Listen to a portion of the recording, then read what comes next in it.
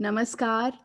मई माह की चार कवि गोष्ठी में आप सभी का बहुत बहुत स्वागत है। हम सभी यहाँ हर महीने इकट्ठा होते हैं किन्हीं चार कवियों को सुनने के लिए। और सौभाग्य की बात यह है कि वॉशिंगटन डीसी और भारत से भी हमारे साथ अन्य कवि जुड़ते हैं उन चार कवियों को सुनने के लिए। और मैं सभी का नाम भी लेना चाहूँगी क्योंकि हमारे श्रोतागण में भी ऐसे प्रखर विद्वान हैं जैसे नरेंद्र टंडन जी, राकेश खंडेलवाल जी, अनूप भार्गव जी, अशोक बत्रा जी, मंजू श्रीवास्तव जी, शशि पाधा जी। और मैं एक नाम देख रही हूँ, ज्ञान शंकर जी। मैं उन्हें जानती नहीं हूँ पर उनका भी बहुत बहुत स्वागत है। और आज हमारे बीच में जो जी, नमस्ते नमस्ते, मेरा नाम ज्ञान है। मैं ज्ञान जी कैलिफोर्निया को से भी हूँ। हमने देख लिया। और हमारे फ्रेंड ने ये फॉरवर्ड करा था इनवाइट आपका, तो अच्छा, just joining you here for the first time. बहुत और बहुत स्वागत है। Originally I come from Kanpur, India, and अच्छा 100% कानपुरिया हूँ। चलिए, देखिए ओके, कितनी अच्छी बात है कि हमारे बीच लोग जुड़ रहे हैं। और ऐसे ही आप सब जुड़ते रहेंगे तो ये चार कवि गोष्ठी आगे बढ़ती रहेगी। आज हमारे चार कवि बहुत खास हैं, हर बार ही खास होते हैं। आज की एक कवियत्री हैं लावण्या शाह जी, संदीप व्यास जी, और डॉक्टर संजीव कुमार जी, और वंदना वात्स्यायन जी। लावण्या शाह जी से मेरा परिचय तब हुआ था जब मैं एक नववधू की तरह इस देश में आई थी। और मुझे सबसे ज़्यादा आकर्षित किया था उनकी सुंदर साड़ियों ने। मैं उनकी कविता और लेखनी से तब परिचित नहीं थी, अब हूँ, और उनकी प्रशंसिका भी हूँ। और जो नया नया दौर था मेरे इस देश में सेटल होने का, तो लावण्या जी, अगर मुझे नहीं पता उन्हें याद है या नहीं, पर वो मुझसे फ़ोन पे बात किया करती थी। और मुझे बहुत अच्छा लगता था, ऐसा लगता था कि कोई है जो मेरे टाइम ज़ोन में रहकर मुझसे बात कर सकता है। क्योंकि जब आप नए-नए यहाँ पे आते हैं, तो वो टाइम ज़ोन की कमी बहुत महसूस होती है। और मैं बिना किसी विलंब के सबसे पहले लावण्या जी को ही अपने बीच में बुलाऊँगी। उनकी तारीफ़ जितनी की जाए उतनी कम है। जैसी वे दिखने में हैं, वैसी ही उनकी लेखनी है, सुंदर, सुशील और परिपक्व। उनकी बहुत बड़ी विशेषता ये है कि उनको कविता धरोहर में मिली है। उनकी रगों में, नसों में जैसे कविता बहती है, क्योंकि वो पंडित नरेंद्र शर्मा जी की बेटी हैं। और ऐसी ऐसे कवि जिनके बारे में क्या कहा जाए, सभी जानते हैं। इनकी कविताएँ अपने आप बोलेंगी, ये रेडियो पर भी कार्यक्रम देती हैं। और ये हर विधा में लिखती हैं, कहानी, कविता, खंड काव्य, और भक्ति की ओर भी इनका बहुत रुझान है। ज़्यादा समय ना लेते हुए लावण्या शाह जी, आपका बहुत-बहुत स्वागत है। आप आएँ और अपनी कविता सुनाएँ। सभी श्रोतागणों को मेरा बहुत बहुत नमस्ते। और आस्था बेटा, जुग जुग जियो। तुम छोटी हो पर बहुत सदा हुआ इंटरव्यू लेती हो, और हम कवियों को इतना खास मंच दिया हुआ है तुमने, उसके लिए तुम बधाई और शुभकामना की पात्र हो। तो आज जो भी यहाँ पर उपस्थित हैं उनसे मैं जानती हूँ सबको, जैसे राकेश भाई हमारे रस सिद्ध कवि, और हम शशि पाधा जी हैं, वो मेरी सखी हैं और बड़ी हैं, तो उनसे भी नमस्ते। अनूप भाई, उनके तो घर पर भी मैं रह चुकी हूँ न्यू जर्सी में, उन्हें भी बहुत नमस्कार। और जो नए लोग आए हैं उन सबको भी मेरे अभिवादन, नमस्ते।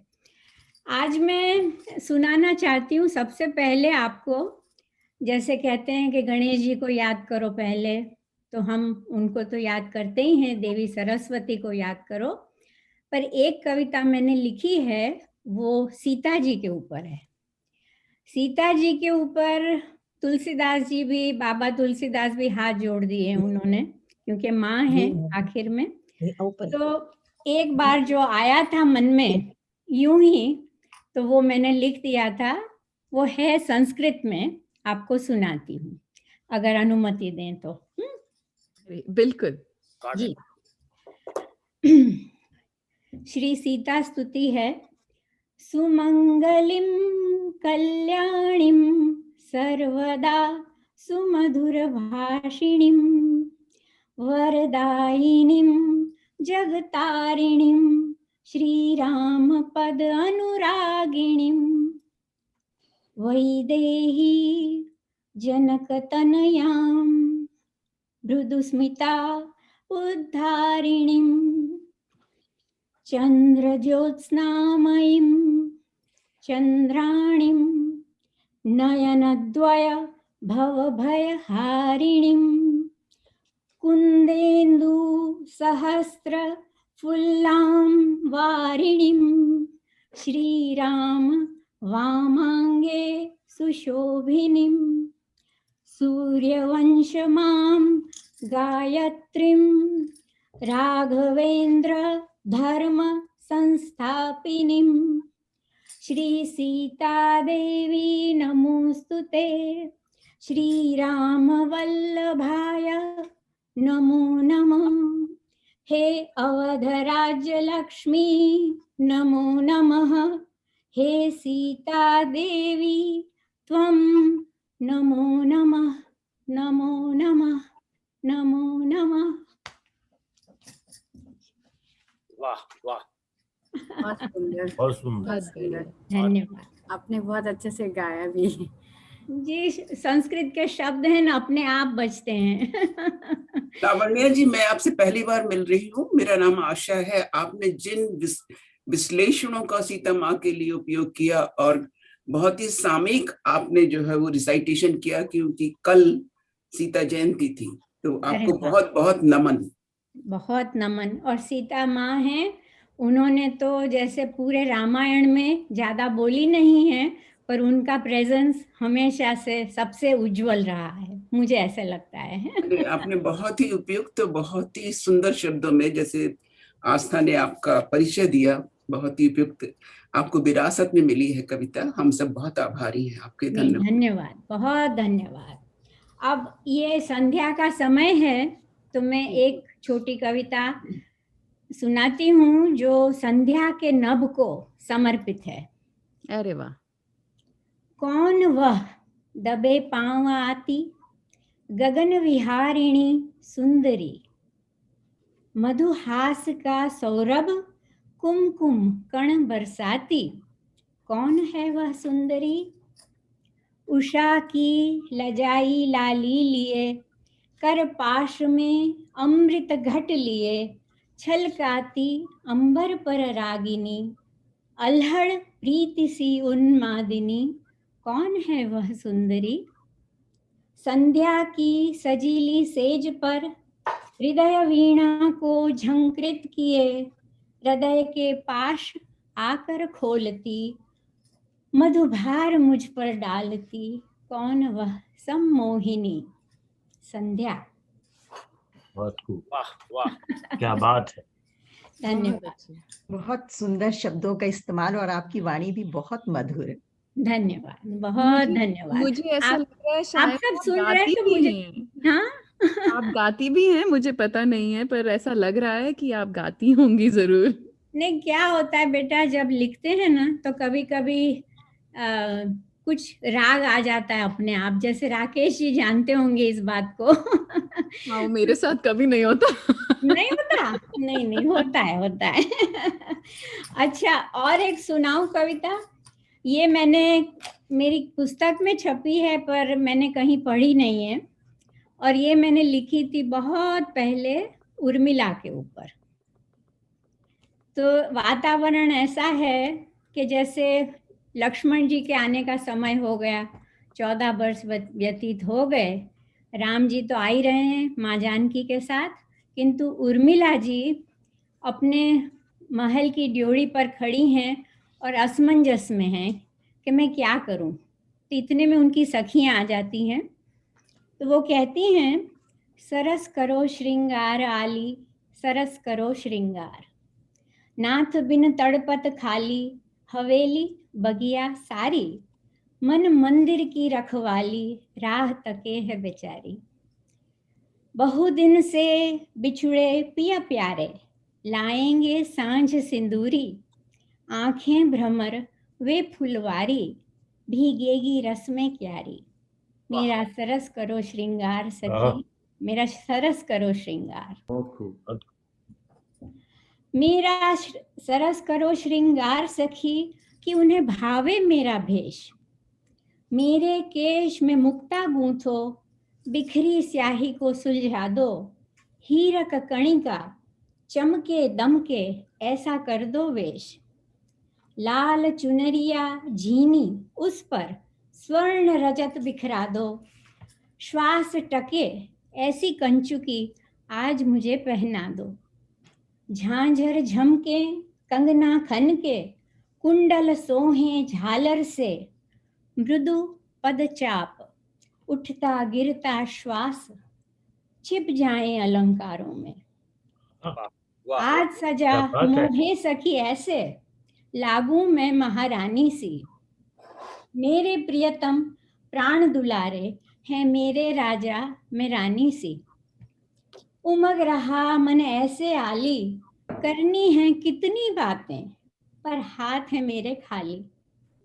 छोड़ शरीर मन नयन, अंदर दौड़ रहे। कंपित हृदय आज द्वार पर, मनमोहक छवि देख रहे।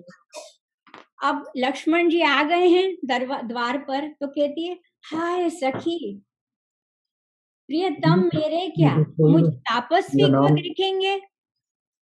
वो तापस वेश में है उर्मिला जी, तो क्या करती हैं, नेत्र बंद कर देती हैं। नेत्र मूंद कर बद्ध रुद्ध कंठिनी, रोम रोम रोमांचित कर पाशबद्ध। मूंदे निर्मल नयना, निहारे सकल संसार। नव युग का विहान प्रियतम के नयनों में। निहारो तपस्विनी उर्मिला, हुई श्री लक्ष्मण की राज रानी। धन्यवाद। बहुत सुंदर। वाह, बहुत क्या अच्छा। बात है, बहुत खूबसूरत। बहुत सुंदर, बहुत सुंदर। पूरा समय, पूरा दृश्य चित्रित हो गया। बहुत सुंदर, बहुत बढ़िया, आनंद आ अब और किसी को आपको सुनना हो तो सुनिए, जैसे आपका हुक्म हो वैसे। नहीं, लावण्या जी बहुत अच्छा लगा। आपको मैंने बहुत दिनों बाद सुना और आपकी मीठी वाणी दिल में उतर गई और मुझे याद आ गया वो 2007 में मैं लावण्या जी से मिली थी और उसके बाद फिर से मिलना नहीं हो पाया। ज़रूर मिलेंगे अब जल्दी से जल्दी। जी, और हिंदी अधिवेशन में मिले थे हम लोग। हमने गुलजार जी के साथ बैठ के हमने कविताएं सुनाई थी। जी, कितना सौभाग्य था हमारा उस दिन, है ना? बहुत अच्छा लगा था। तो अब मैं लावण्या जी बहुत-बहुत धन्यवाद आपका। अब मैं बुलाना चाहूँगी हमारे बीच युवा कवि संदीप व्यास जी हैं और संदीप व्यास जी जो हैं वो न्यू जर्सी में रहते हैं और इन्हें मैं जल्दी इसलिए बुला रही हूँ क्योंकि इन्हें थोड़ा-सा जल्दी जाना होगा। इन्होंने बताया है उनको ये कवि के साथ-साथ बहुत अच्छे पिता भी हैं, तो पिता की ड्यूटी पूरी करनी है और सॉकर पे लेके जाना है अपने बेटे को। तो जो संदीप व्यास जी हैं, उनको मैंने ज़ूम पर ही पाया था एक बार। उनकी कविताएँ सुनी थी। अनूप जी ने ऐसा कुछ किया था षड्यंत्र कि मैं और वो एक ही कवि सम्मेलन में थे और उनको सुनना बहुत अच्छा लगा था। आज हमारे बीच में अनूप जी हैं और ये हमारा बार-बार ये सौभाग्य का जो शब्द है आज जैसे मेरी ज़ुबान पे बार-बार आता ही रहेगा। ये भी सौभाग्य है कि वो हैं यहाँ पर हमारे बीच में अनूप जी और ये भी कि वो एक ऐसी तार हैं हम सब कवियों के बीच में जो सबको जोड़ते चले जा रहे हैं। और संदीप जी से जब मिली तब मुझे पता नहीं था कि इनकी जो पत्नी है सोमा जी वो हमारी पिछली बार की 4 कवियों में से थीं। मैं नहीं जानती थी कि ये पति-पत्नी हैं। मुझे लगा क्या कितने सुंदर लिखती हैं और फिर जब एक फ़ोटो देखी कभी फ़ेसबुक पे तो पता लगा कि अरे! ये दोनों तो पूरे ख़ानदान में सुंदरता है कविता की। और साथ में ये आईटी विशेषज्ञ हैं और वॉलंटियर करते हैं अपने आप को और अनूप जी के साथ उनकी झिलमिल संस्था के साथ भी बहुत जुड़े हुए हैं।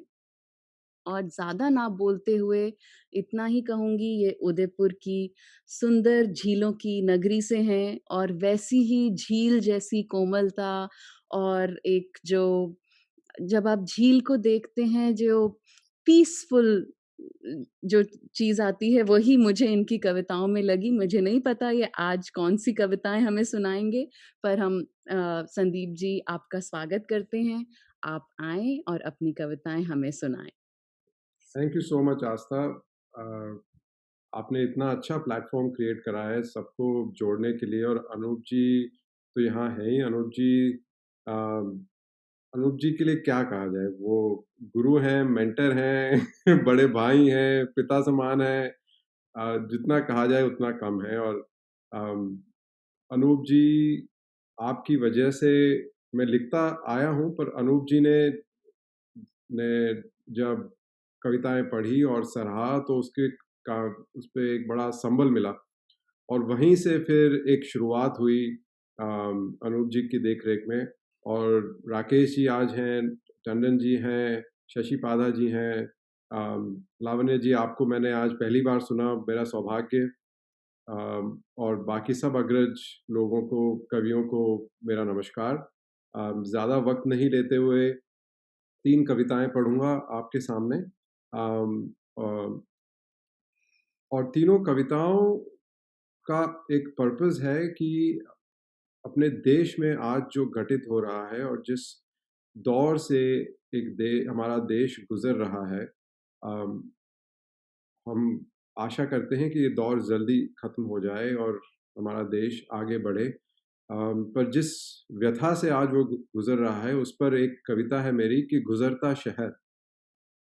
और अनूप जी आपने तो इस कविता को सुना भी है, सराहा भी है। आज मैं इसको पढ़ना चाहता हूँ कि कल रात गुजरते शहर से गुजरा था मैं। कल रात गुजरते शहर से गुजरा था मैं। इन रास्तों को पहचानता हूँ मैं, इस सोए शहर को जानता हूँ मैं। दिन में गुजरना अब मुश्किल है, इसलिए चांदनी छानता हूँ मैं। ये दिन का बूढ़ा शहर बड़ा कमजोर हो चुका है। ये दिन का बूढ़ा शहर बड़ा कमजोर हो चुका है। जवान बनने की ख्वाहिश में हर रोज एक बुढ़ापा निकल लेता है। रात में मिलता हूँ अकेले में। रात में मिलता हूँ अकेले में ताकि पूछ सकूं, क्या तू भी स्याह में ही निकलता है? बचपन जहां गुजरा मेरा, क्या 4 कंधों का बीड़ा वहीं से ढलता है? टूटी सड़क के किनारे, सूखे दरख्त के नीचे हम हर रोज यही बातें करते हैं। एक रोज कुल्हाड़ी लेकर आया था कोई, एक रोज कुल्हाड़ी लेकर आया था कोई, शायद फिर कोई शहर गुजर गया कहीं। इसी सड़क से गुजरा था शायद। ठूठ के पास पड़े मुरझाए फूलों से रात का पता पूछ रहा था कोई। बहुत बढ़िया बात। इस गुजरते शहर को जानता हूँ मैं, यहीं से गुजरा हूँ, इन रास्तों को पहचानता हूँ मैं। बहुत बढ़िया। बहुत बढ़िया, बहुत मार्मिक, बहुत तकलीफ हुई ये कविता सुनकर। बहुत छू गए। सुंदर सृजन, बहुत सुंदर, बहुत सुंदर, बहुत सुंदर। ये कविता आज की स्थिति को दर्शाने के लिए थी। उस स्थिति को और भयावह करती है हमारे देश में कुछ बहुत सारी जो जैसे आज करप्शन है और दवाइयों का, ऑक्सीजन का, सबका काला बाजारी जो हो रही है, तो उनको दर्शाती मेरी उस भाव को दर्शाती एक कविता कि इस स्थिति में भी लोग लाशों पर भी अपने मुनाफे को देख रहे हैं। जी। तो मेरी कविता का शीर्षक है कि फाइलें। दलीलों में फंसी अट्टालिकाओं से ऊंची आकाश छूती ये सरकारी दफ्तर की फाइलें। दलीलों में फंसी अट्टालिकाओं से ऊंची आकाश छूती ये सरकारी दफ्तर की फाइलें। अनफासों में धसी कागजी सलवटों में फंसी दीवारों से सटी धूल से अटी एक दूसरे से पिचकी एक दूसरे में चिपकी ये सरकारी दफ्तर की फाइलें। वाह, बहुत अच्छा। अनफासों में धसी कागजी सलवटों में फंसी दीवारों से सटी धूल से अटी एक दूसरे से पिचकी एक दूसरे में चिपकी ये सरकारी दफ्तर की फाइलें। कैसे लौटाओगे, कैसे लौटाओगे वो बीती जिंदगियां जो गुजर गई चप्पलों की रेत बनकर। कैसे साफ करोगे, कैसे साफ करोगे नुकीली कीलों से टपकती नाखूनों की काली मिट्टी। कैसे साफ करोगे, कैसे मिटाओगे चेहरे की झाइयां आंखों का निचाट खालीपन। कैसे उठाओगे सूखे होठों की गिरती पपड़ियां जो चिपकती है तलवों में पिघलते पैरों के छाले बन पिचकती है। क्या बात है। कैसे बचाओगे उन कौओं से जो छीनते हैं मुंह के निवाले। कैसे बचाओगे उन कौओं से जो छीनते हैं मुंह के निवाले जिंदगी थी जिनके हवाले। कैसे संभालोगे, कैसे संभालोगे दर दर की ठोकरें खाते उन जज्बातों को जिंदगी की अवसन्नता को जो दफन है इन फाइलों में। कमबख्त हजार का नोट कहाँ से लाऊं जो इन फाइलों में जान भर दे। वाह वाह वाह। तो ये दूसरी कविता थी और इसमें आज का जो कालाबाजारी है उसको दर्शाने की कोशिश की गई, पर सब कुछ बिगड़ा नहीं है। सिर्फ ज़रूरत है हमें बात करने की और बोलने की और अपने मौन को तोड़ने की। तो मेरी आखिरी कविता है कि मौन तुम क्यों इतने चुप हो। हाँ, मौन तुम क्यों इतने चुप हो। यातना के अभ्यस्त हो, पीड़ा से ग्रस्त हो, त्रस्त हो। मौन तुमसे आज तर्क करने चला हूं मैं। बहुत अच्छे। मौन तुमसे आज तर्क करने चला हूं मैं, सर्प के हर दंश को भस्म करने चला हूं मैं। तुम चुप थे, तुम चुप थे, जी रहे थे काल में, वो आश्वस्त थे, फंसा रहे थे जाल में। काल के उस जाल को विध्वंस करने चला हूं मैं। मौन तुमसे आज तर्क करने चला हूं मैं। क्या बात है। कौन कहता है मौन के दंश का सर्प न होगा। कौन कहता है व्यथित की जिह्वा पर उसका अंश न होगा। विष रिश्ती दीवारों को स्वयं के रक्त से पोंछने चला हूं मैं। मौन तुम्हारे प्रश्न का उत्तर देने चला हूं मैं। मौन तुमसे आज तर्क करने चला हूं। बहुत अच्छे। संदीप जी ये 2 पंक्तियां दोबारा पढ़िए। बिल्कुल जरूर सुष्मिता जी। अंतिम 2 पंक्तियां। कि कौन कहता है कि व्यथित की जिह्वा पर उसका अंश न होगा। विष रिश्ती दीवारों को स्वयं के रक्त से पोंछने चला हूं मैं। मौन तुम्हारे प्रश्न का उत्तर देने चला हूं मैं। मौन तुमसे आज तर्क करने चला हूं। क्या बात है। बहुत बढ़िया। सूरज निगलने चला हूं मैं, आकाश ढकने चला हूं मैं, स्वर्ग से पाताल नापने चला हूं मैं, पर्वत उठा समुद्र बांधने चला हूं मैं, आज के चरखे पर भविष्य तागने चला हूं मैं, चीर धरती के वृक्ष को लहू रंगने चला हूं मैं, वक्त की कलम पर आजादी लिखने चला हूं मैं। मौन तुमसे आज तर्क करने चला। बहुत बढ़िया। बहुत बढ़िया। बहुत बढ़िया, बहुत सुंदर। बहुत सुंदर, बहुत ही। और आखिरी पंक्तियां हैं कि मौन क्या तुम्हारी परिभाषा है। मौन क्या तुम्हारी परिभाषा है चुप जो हर प्रहार से है परतंत्र, हर अत्याचार से है झुकता रहा, हर वार से बंधा है बेड़ियों से तार से। मौन तुमको स्वतंत्र करने चला हूं मैं। हाँ हाँ हाँ, वाह वाह वाह, क्या बात है। बहुत बढ़िया। तुमको स्वतंत्र करने चला हूं मैं, बेड़ियां खोल अपनी, सत्य खोजने चला हूं मैं। मौन तुमसे आज तर्क करने चला हूं मैं, मौन आजादी लिखने चला हूं। क्या वाह, धन्यवाद। बहुत बढ़िया। बहुत अच्छे से। बहुत युवा पीढ़ी से हमें ऐसी ही उम्मीद है। बहुत बढ़िया, बहुत बेहतरीन। बहुत बहुत ही बहुत बढ़िया सुंदर संदीप जी। थैंक यू शक्ति। गजब का आत्मविश्वास जिसको चाहिए झलकता है। बहुत सुंदर।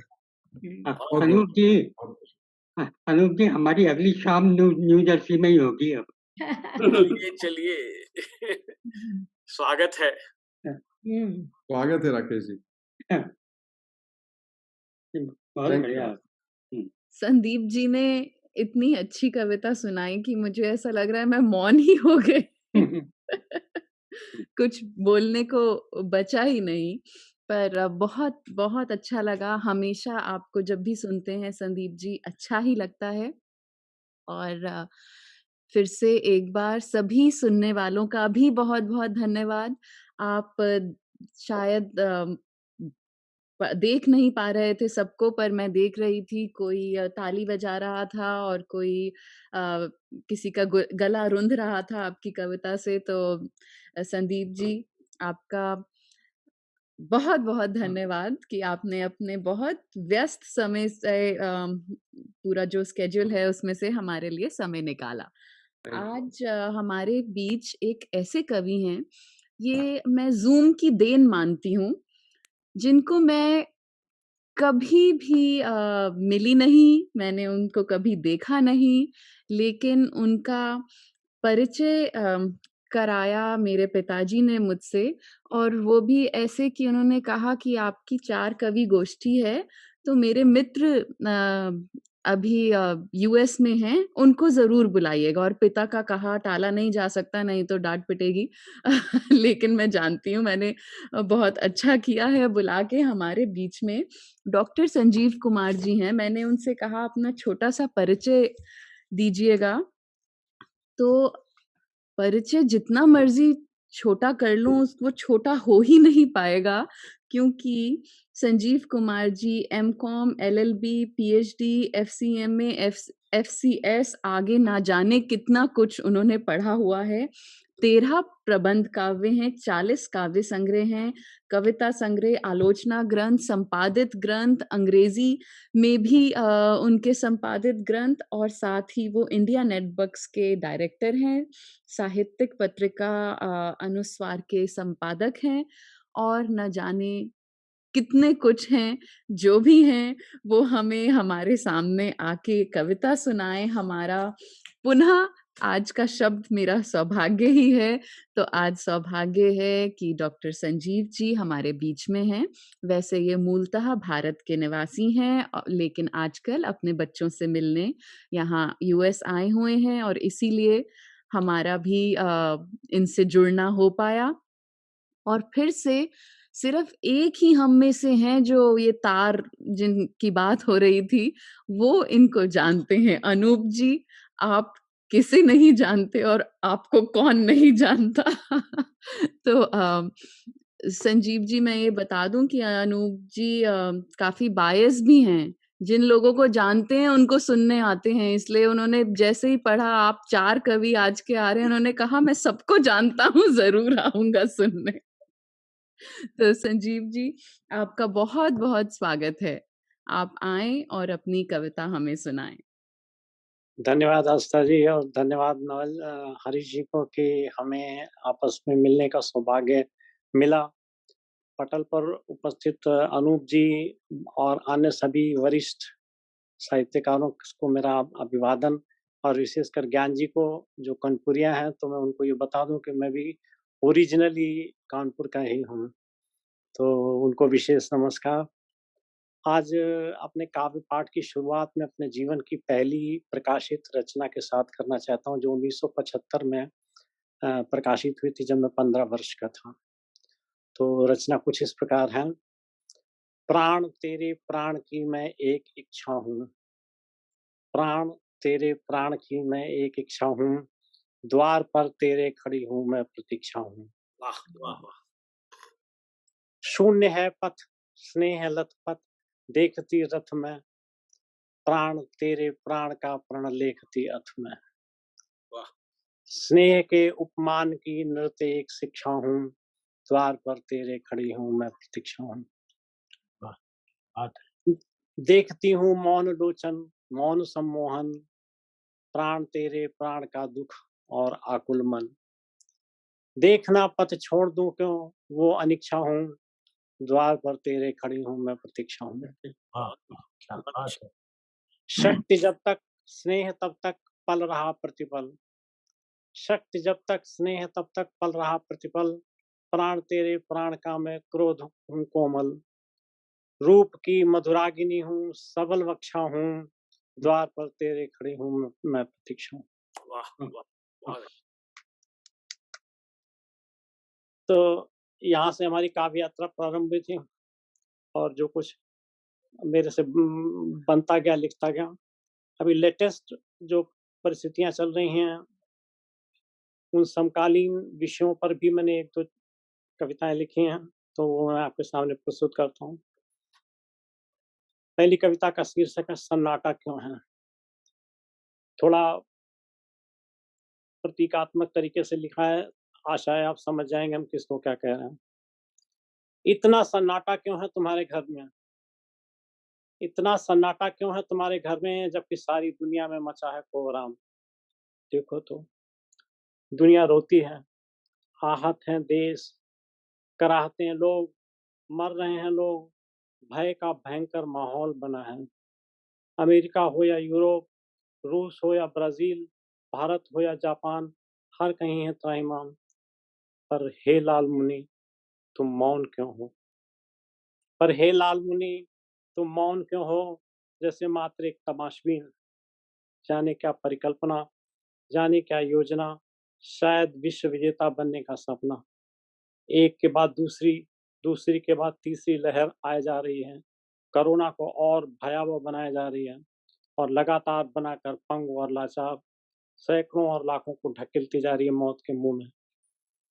विलेन बन गया है कोरोना, विलेन बन गया है कोरोना मानव जिंदगी का, रोजी का, रोजगार का, स्नेह का, प्यार का, समाज के व्यवहार का। कितना ढीठ बनाया है इसे, कितना क्रूर है लाल मुनि कि दहला दी सारी दुनिया रूप बदल बदल कर। पर कितना सभ्य है वो तुम्हारे घर में, पर कितना सभ्य है वो तुम्हारे घर में, एक कमाऊ पूत की तरह बढ़ाता तुम्हारी विकास दर, बढ़ाता तुम्हारी जीडीपी। हे लालमुनि ये तो बताओ कि जब दुनिया में महामारी ने इतना कहर ढाया तो तुमने अपना घर कैसे बचाया। जब महामारी ने दुनिया भर में इतना कहर ढाया तब तुमने अपना घर कैसे बचाया, और राज ये क्यों और कैसे छुपाया, इंसानियत को क्यों नहीं बचाया। कितने गैरतमंद हो तुम, कितने स्वार्थी, कितने संवेदनहीन कि जैविक विशुद्ध सा करके बना रहे हो दुनिया को शमशान, स्वयं बनने को महान, परंतु तुम हो हत्यारे, इंसानियत के दुश्मन, एकदम जल्लाद की तरह। और भोगना होगा तुम्हें इस अमानवीयता का फल। तब फिर एक बार पूछूंगा मैं कि ये सन्नाटा क्यों है।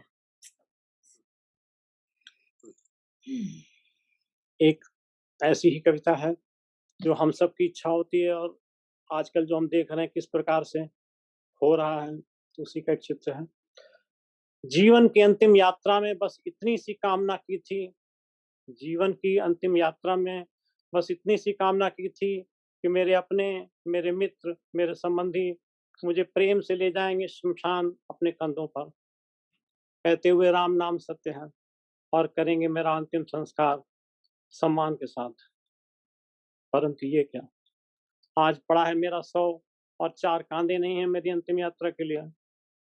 परंतु ये क्या, आज पड़ा है मेरा 100 और 4 कांधे नहीं है मेरी अंतिम यात्रा के लिए। अब लाया गया है मेरा 100 श्मशान में एक ऑटो पर मेरे बेटे द्वारा, और बताते हैं कि प्रतीक्षा करनी होगी शवदाह के लिए 8 घंटे तक।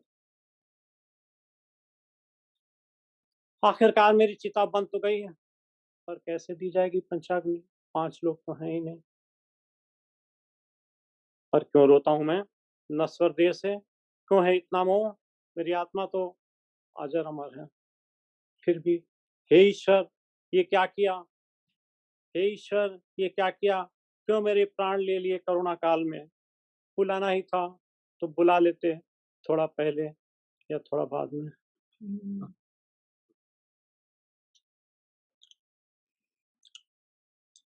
अगली कविता बंगाल की घटनाओं पर आधारित है, छोटी सी कविता है।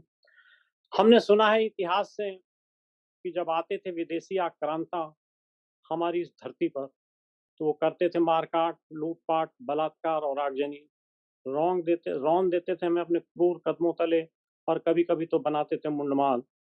देते थे लोगों को भीषण यातनाएं और रक्त रंजित कर देते इस धरती को विजयोन्माद में। लोग भयभीत होकर करते थे पलायन, लोग भयभीत होकर करते थे पलायन, क्योंकि हम होते थे शत्रु की धरती के वाशिंदे, और हमारा नहीं होता था माँ, माटी, मानुष का रिश्ता। पर तुम वो तो नहीं। हमने सुना है इतिहास से केवल एक किस्सा रनावलोना का, पर तुम वो तो नहीं। हमने ये भी सुना है इतिहास से कि उनमें से कोई नहीं बचा, जीती गई धरती पर और सबको लील गई आहें। हमने ये भी सुना है कि उनमें से कोई भी नहीं बचा, जीती गई धरती पर और सबको लील गई आहें। यदि अनुमति हो तो एक और पढ़ सकता हूँ। आस्था जी जी, एक और सुनते हैं।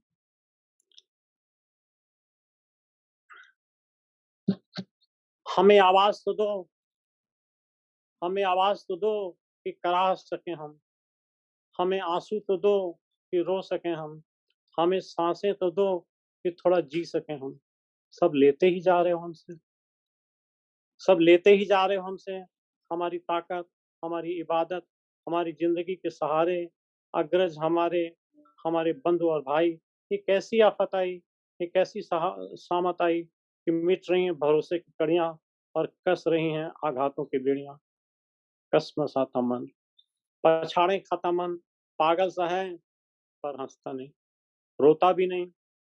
जो हो रहा है न कबूल होता है, न सुकून होता है, न शिकायत, न गिला, न कोई और रास्ता ही मिला। और तो और न हाथों में हाथ आते हैं और न सर पर, बस तबाही का आलम है घर का। धन्यवाद। जी, बिल्कुल कोरोना काल की आपने हमारे सामने पूरी स्थिति रख दी है, और वाक़ई बहुत मार्मिक है। हम रोज़ जैसी घटनाएँ सुन रहे हैं, जैसा आपने वो वाली कविता में बताया कि ऑटो पर शव गया और 4 कांधे भी नहीं मिले। काफ़ी दारुण है, पर मैं अपने आप से वादा करके आई थी कि मैं खुश रहूँगी और हम सकारात्मक बात करेंगे। तो इसलिए संजीव जी आपका बहुत-बहुत धन्यवाद। नहीं, अपनी एक जी। छोटा सा समय दीजिए, मैं सकारात्मक करके विराम देता हूँ। तो छोटा सा समय। ऐसा करते हैं कि पहले हम वंदना जी को बुलाते हैं, उसके बाद फिर से चलिए, आएँगे आपके। ठीक। तो मैं वंदना जी हमारे बीच आज की चौथी कवयित्री हैं। वंदना वात्सायन को भी मैं ये जो कोरोना काल हुआ उसके कारण ही जान पाई। और जी, देखिए उन्होंने बोला था कि मैं अपने सबसे अच्छे श्रोताओं को अपने साथ ज़रूर लाऊँगी, तो उनके बच्चे 2 प्यारे-प्यारे से 2 बेटे हैं उनके, जो हमारे बीच आए हैं अपनी माँ का कविता सुनने के लिए। और सबसे पहले कविता शुरू हुई थी सीता जी से। तो मैं सभी को बता दूँ कि वंदना जो हैं, वो सीता जी की ही प्रदेश से हैं, और बहुत खुशी मिलती है इनको देख के, और ये अपने बिहार का बहुत प्रचार भी करती हैं, और वहाँ के जो रीति-रिवाज़ हैं, इनके ज़रिए फ़ेसबुक से हम जो बिहार से नहीं हैं, उनको भी पता चलते हैं। इसलिए भी उनका बहुत-बहुत धन्यवाद है, और इनकी कविताएँ बिल्कुल मन से निकली हुई, सहज जैसी ये दिखती हैं, वैसे ही जैसे लावण्या जी के लिए मैंने कहा था, जैसे वंदना जितनी सहज हैं, व उतनी ही उनकी कविताएँ सहज होती हैं और एकदम ऐसा लगता है मैं कभी इनसे मुलाकात नहीं हुई है, आजकल तो सब ज़ूम पे ही मिलते हैं, ज़ूम पर हम कई बार मिले हैं और हमेशा ऐसा लगता है कि इन्हें मैं हमेशा से ही जानती हूँ। कभी ऐसा नहीं लगा सिर्फ इसीलिए क्योंकि इनका व्यवहार और इनकी कविताएँ बहुत सहज हैं, बिल्कुल इनकी तरह हम सुनते हैं।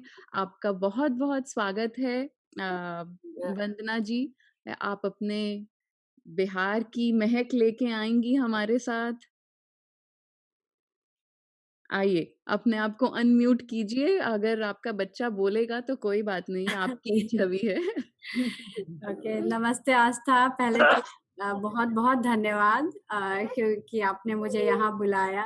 ये मेरा सौभाग्य ही है क्योंकि मुझे जहाँ तक अभी जितने लोग श्रोतागण में दिख रहे हैं और जो भी कवि हैं आज, उनमें से मैं ही एक कहूँगी कि शायद बहुत अभी कम हूँ, अभी मुझे बहुत कुछ सीखना है आप सबसे। तो थैंक यू। दूसरी बात ये कि हम ज़ूम पे मिले पर मुझे मेरे भाई से पता चला कि आप आपके पिताजी आदरणीय नवल जी उनके गुरु रह चुके हैं तो वो भी एक जान पहचान वाली चीज़ थी।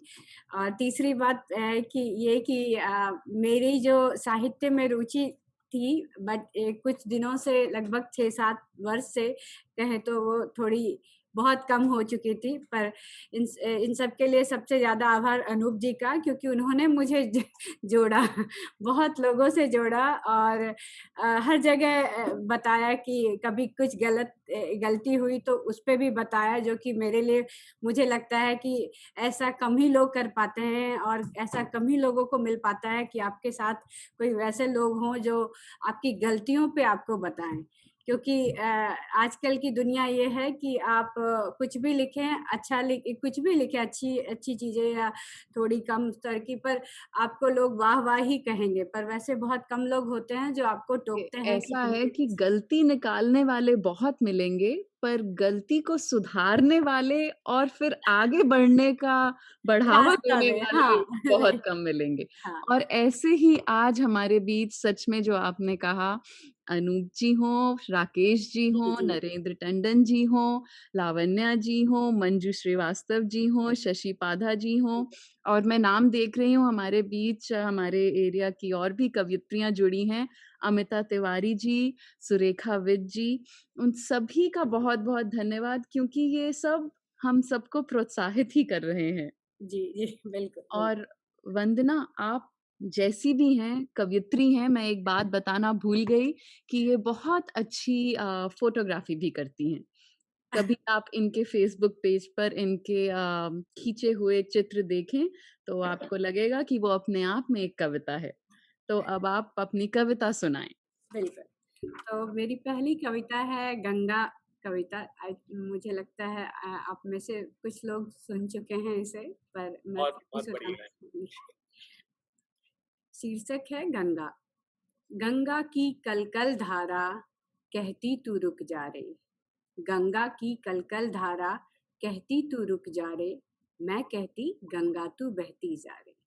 वाह वाह वाह। तट है तेरा बड़ा निराला, तट है तेरा बड़ा निराला, बहती जिसकी निर्मल धारा। धाराएं बहती जाती है, तू कभी नहीं रुक पाती है। धाराएं बहती जाती हैं, तू कभी नहीं रुक पाती है। लहरें कुछ गुनगुन गाती हैं, महिमा पर कुछ इतराती हैं।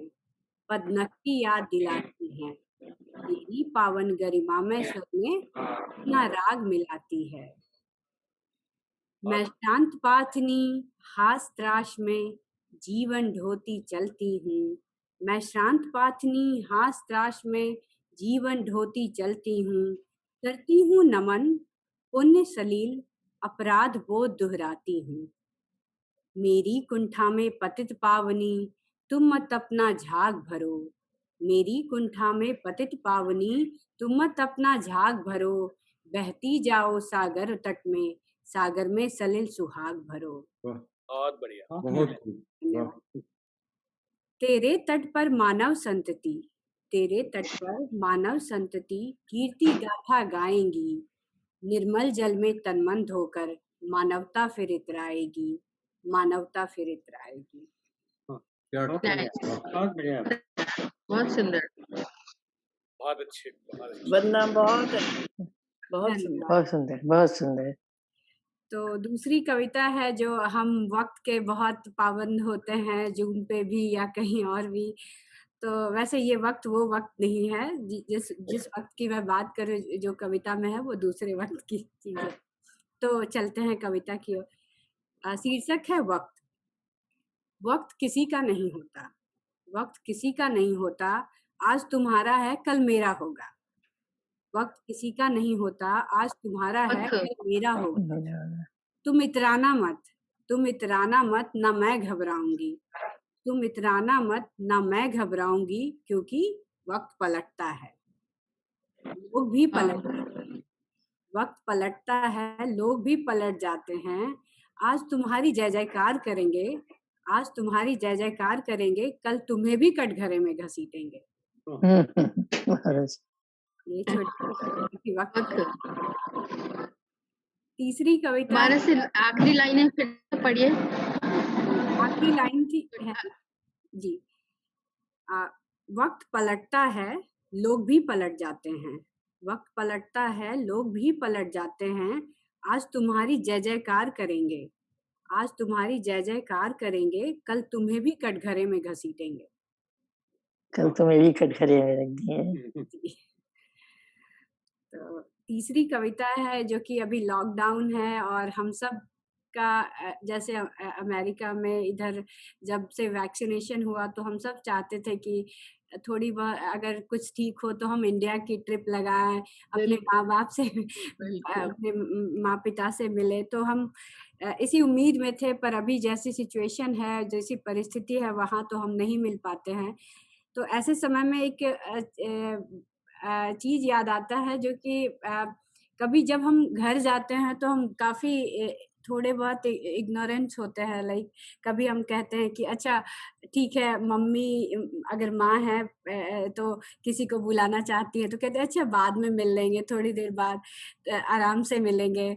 या फिर उन्हें को आजकल उन्हें भी लगता है कि व्हाट्सएप पे कुछ सिखा दे या कुछ फोन पे सिखा दे, तो कहते हैं अच्छा ठीक है सिखा देंगे। पर जब आने लगते हैं तो लगता है कि हमने तो कुछ किया ही नहीं, सारा समय ऐसे ही बीत गया। तो उसी पे मैं अपनी माँ के लिए ये मैंने लिखा है, क्योंकि मेरी माँ के साथ मेरी ऐसी ही बॉन्डिंग है। माँ अब की जब घर आऊंगी, तुम्हारे साथ समय बिताऊंगी। माँ अब की घर जब आऊंगी, तुम्हारे साथ समय बिताऊंगी। कहने सुनने की जो है बात, दिन से रात मिलकर तुम्हें बतलाऊंगी। माँ अब की घर जब आऊंगी, तुम्हारे साथ समय बिताऊंगी। हमारे यहाँ जब बेटियां घर जाती हैं तो दाल पूड़ी, जिसको दाल पूड़ी ही कहते हैं, दाल भरा हुआ दाल पूड़ी और चावल की कढ़ी, चावल और कढ़ी बनती है। इसे शुभ माना जाता है, खासकर जब बेटियां घर आती हैं। तो उस पे ही अगली पंक्तियां उसी पे बेस्ड है। मुझे अपनी बेटी बना लो, मैं आती हूँ तुम्हारे घर। मुंह में पानी आ गया। तो अगली पंक्ति है, तुम्हारा बनाया दाल पूड़ी चावल कढ़ी अब और चाव से खाऊंगी। क्योंकि जब घर जाते हैं तो लगता है कुछ और इंडियन फूड जो बाहर है उसे भी खा लें, उसका भी मजा ले लें, स्ट्रीट फूड का। तो घर के फूड को कहीं ना कहीं थोड़ा बहुत हम कहते हैं अच्छा ठीक है बाद में खाएंगे, ऐसे कुछ। तो उसी पे है, तुम्हारा बनाया दाल पूड़ी चावल कढ़ी अब और चाव से खाऊंगी। अब की बार पापा के कागज और पुरानी अलमारी भी सजा जाऊंगी। क्योंकि हम बेटियां ऐसी होती हैं कि जाते जाते लगता है घर पे सब कुछ ठीक करके आए, कुछ इन्हें तकलीफ ना हो। बहुत सुंदर। अगली पंक्ति है, माँ अब की जेटलैग का बहाना नहीं बनाऊंगी।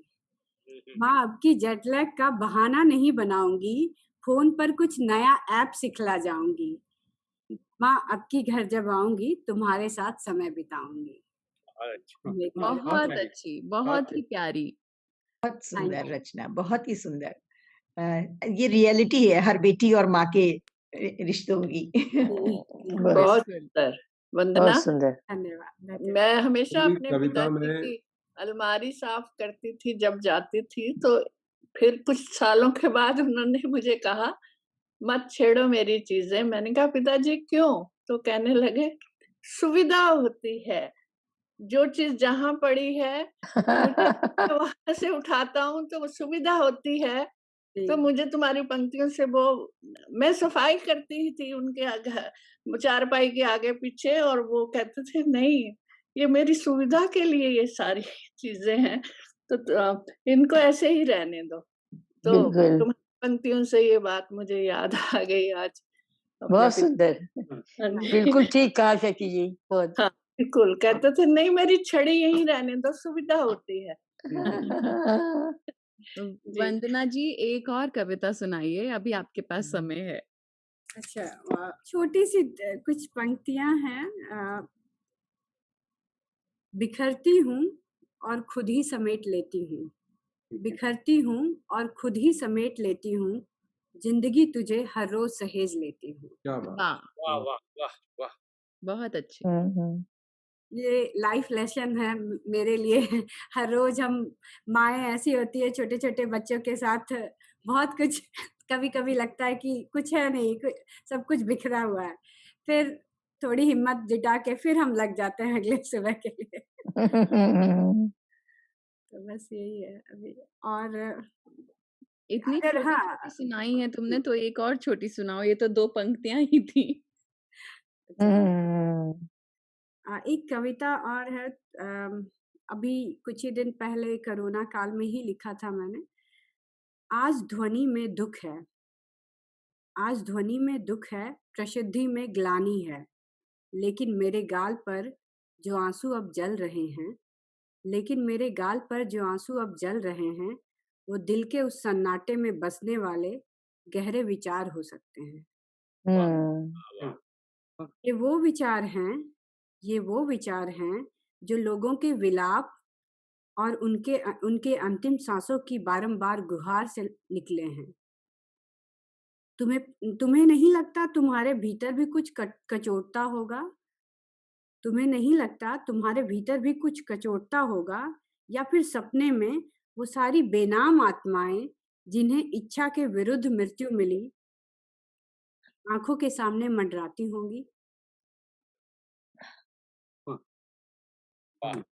बहुत सुंदर आपने कविता पाठ किया। वंदना, आप कह रही थी आप सबसे युवा हैं, लेकिन आप बिहार की हैं। बिहार की धरती को तो नमन, विक्रमादित्य, नालंदा, क्या वहां नहीं है? वैशाली के भग्नावशेष से पूछ ओ लिच्छवी शान कहाँ। जी, आपकी तो मैथिली भूमि जो है वो बहुत बहुत नमन के लायक है। आपने बहुत सुंदर काव्य पाठ किया, और जो 2 लाइन में आपने माँ के बारे में कहा कि बिखेरती हूँ फिर समेटती हूँ, उठना गिरना और संभलना, यही हमारी भाग्य की वो है। दिनकर धन्यवाद, की बहुत भूमि बहुत से आ रही है धन्यवाद। ये, दिनकर की भूमि से निकली हुई है वंदना। जी जी, धन्यवाद राकेश भाई, बहुत बहुत। वंदना जी, मैं दिल्ली का पढ़ा हुआ हूँ, लेकिन मैंने जाके टीचिंग वो जमशेदपुर में करी, तब तो वो बिहार था, अब तो झारखंड में चला गया है। जी जी जी जी जी हाँ जी। और आपकी तो वहाँ 5 लैंग्वेज हैं बिहार में। जी जी, मैथिली, भोजपुरी, मगही, अंगिका और एक संथाली भी बोली जाती है। हाँ जी, बहुत खूब। वैसे बहुत आनंद आया आपके पॉइंट सुनकर। वैसे बिहार से हूँ, लेकिन अब तो हमारे राज्य न्यू जर्सी जी बिल्कुल, अब तो न्यू जर्सी में। अब तो हम क्लेम करते हैं वंदना जी को। हाँ बिल्कुल, अब तो न्यू जर्सी की हो गई है तो। तो वंदना देख लो, आप सबसे छोटी शायद बेशक हो यहाँ उम्र में, लेकिन आपको प्यार करने वाले अब बहुत सारे हो गए हैं। और बहुत अच्छी आप सभी ने कविताएं सुनाई, और क्योंकि ये हमारा जो 4 कवि गोष्ठी का मंच है, ये अनौपचारिक मंच है, हम हर माह मिलते हैं किन्हीं 4 कवियों के साथ। आज के कवि लावण्या शाह जी, डॉक्टर संजीव, संदीप व्यास जी और वंदना जी। आप सभी ने इतनी अच्छी कविताएँ सुनाई और जी हाँ, हम सभी के हृदय में, क्योंकि हम सब भारत से जुड़े हुए हैं और भारत की व्यथा देखकर हम भी व्यथित हैं। लेकिन ये जो कुछ क्षण हैं, हम उन भावों से बाहर आना चाहते हैं या फिर उनको एक-दूसरे से बाँट कर थोड़ा हल्का महसूस करते हैं। हमारी यही प्रार्थना है कि पूरे विश्व भर में ही ये जो संक्रमण फैल रहा है, ये किसी तरह से कोई जादू हो जाए और बस अब ये खत्म हो।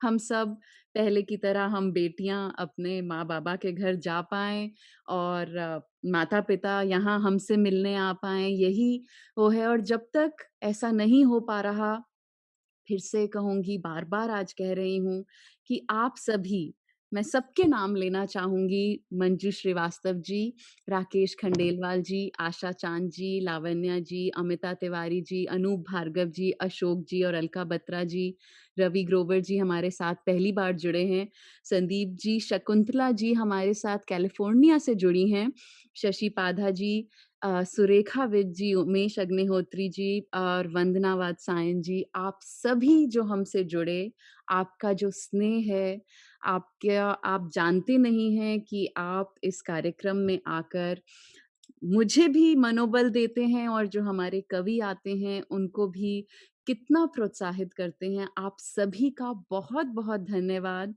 अगले महीने हम फिर मिलेंगे किन्हीं और 4 कवियों के साथ। तब तक के लिए आप सभी स्वस्थ रहें और आपके सभी लोग परिजन भी सब स्वस्थ रहें, ऐसी ही कामना है।